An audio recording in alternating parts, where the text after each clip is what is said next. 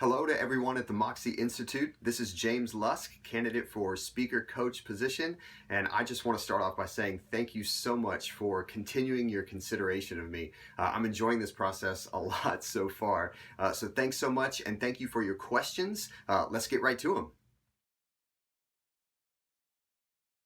My methodology as a speech coach has really developed over the last 15 years as a result of experience in three kind of major fields. One being the more corporate aspect of high-end fine dining and the presentation skills that go along with that. The other being academia. I spent time as a university professor of speech communication, and most recently in pastoral ministry, both public speaking and teaching others to do public speaking on a more intimate and large basis.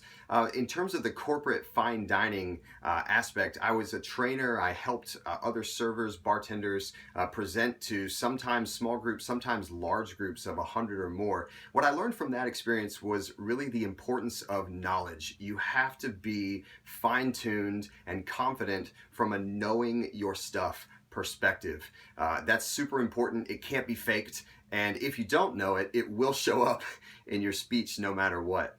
In terms of academia, as a professor on the university level, I got to work with students from a wide range of backgrounds, and I learned there much in the same way that you fine-tune in a knowledge standpoint. I learned the importance of rehearsal. Rehearsing. People come at speeches with varying degrees of enthusiasm or laziness, but everyone has to rehearse. That only plays into that confidence as well. I believe FIA calls it that it factor.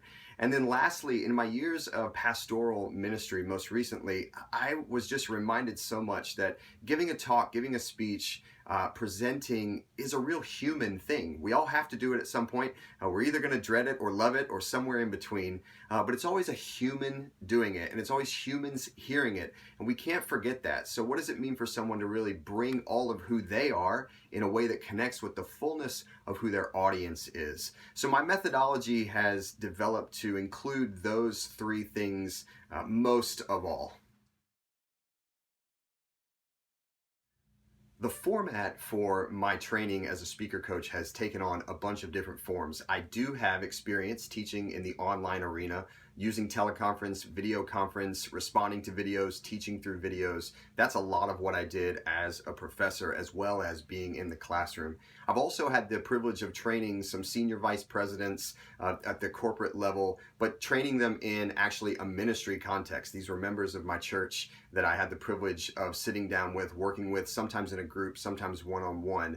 I loved constructing feedback sessions that were individualistic, sometimes drawing from the group, but always centered around first starting with what works, what then can we improve, and moving forward from there. I had the privilege of working with executives from Huntington Bank, BMO Harris, and some others, so really enjoyed that. I'll share one successful outcome. There was a woman that I was working with, and she would start each speech with a couple of minutes basically of kind of apologizing, saying, I know that I might not be the most qualified to speak on this. I know that you might not want to hear this from me, but I'm going to speak, and it just really undercut her. So I began to work with her and help her see she's the woman of the moment. She is the woman giving the speech. She's rehearsed, she's fine-tuned her information. She does need to be sharing it so we can drop the apologizing. And I watched that confidence rise in a matter of months and then into years. And now when I hear her speak today, there's no apologizing. She is going for it, and she's a great speaker, and she's really soaring. So I enjoy the fact that I've had the opportunity to work with some heavy corporate executive hitters, but also single moms and students. And again, really bringing that human element. Who are you and who are we talking to? And I think that adds just so much to the person who's speaking. One of the things that I really loved doing while I was a pastor was I got to help create a speaking and teaching course from the ground up. I had input on the curriculum and helped teach and facilitate the class. And in terms of changing behavior and getting a better successful outcome, one of the things that I really enjoyed bringing was a perspective on choice making. I am big on the fact, the truth, that we all have choices that we get to make, sometimes have to make, but we get to make them when we're speaking or presenting. And our choices always are going to take us and our audience in one of two directions. Our choices are either going to take our audience in an inviting direction, more into what we're saying, into what we want them to hear, or our choices are going to take our audience to a distracted place where things are working against us. We've taken our audience to places that we're making them do a lot of hard work to stay with us. And once I'm able to share that perspective, I've seen the light bulb go off for a lot of people. Wow, the way I word something, the way I phrase something, the way I change my inflection, that's a choice that I'm empowered to make. In the same way, if I wear a hot pink shirt or bright neon green shoes, that's a choice as well, as much as, a choice that is structural to your speech. And what's going to be the net effect of that choice? Is it going to be inviting or is it going to be distracting? And I've seen people come to the knowledge of, wow, I'm empowered to make choices. I might not have a say in when I'm giving this speech or if I get to give this speech, but now that I'm giving it, I have choices and I'm going to wield them to my advantage. So hopefully what I've shared up to this point can give you a little bit of insight into my experience and thinking and methodology. In terms of the practical side of things, I'm very comfortable with technology. I've used Google as long as I can remember. That's my primary calendar and sharing drive go-to. But I can remember using Evernote and some older things when they first came out. Currently, I'm good with Slack. I'm good with email, text. I enjoy video editing, audio editing. I've experienced editing podcasts and doing movie production.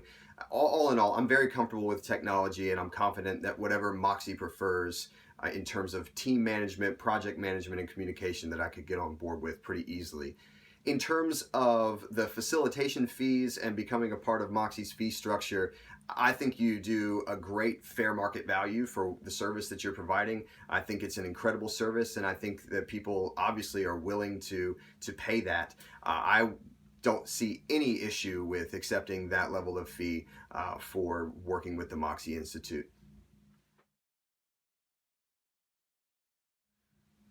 I have really been impressed with MOXiE's approach to speaker coaching and presentation training. So when I read your question, could you teach the MOXiE methodology? My answer was unquestionably yes. And it's not just because what the MOXiE Institute has is great, which I believe that it is.